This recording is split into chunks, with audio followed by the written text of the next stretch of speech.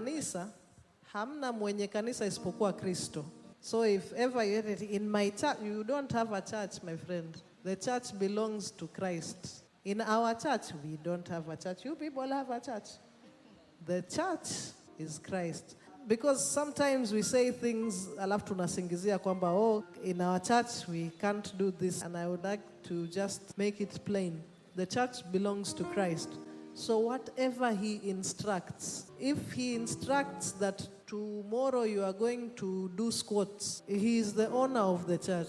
That is what will happen. We won't say, lakini wajua watu wetu hawapendi sana mazoezi. Sasa pia hatuna watu. Watu pia ni, the earth is the Lord's and everything in it, and the world and all who dwell in it. All of them, by the way. Hata wale wa dini zingine ambazo wewe ukiziangalia unakuta imagine ni Mungu aliwaumba.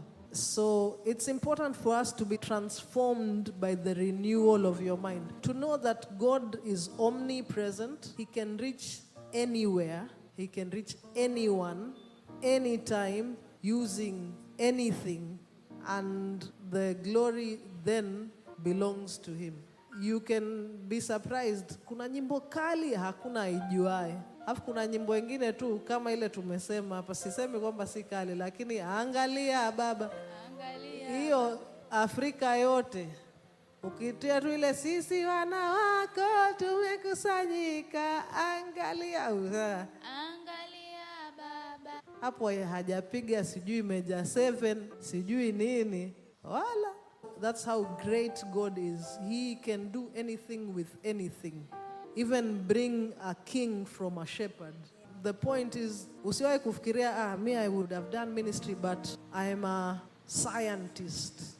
Minister to the people of God under the influence of the Spirit of God in what you do.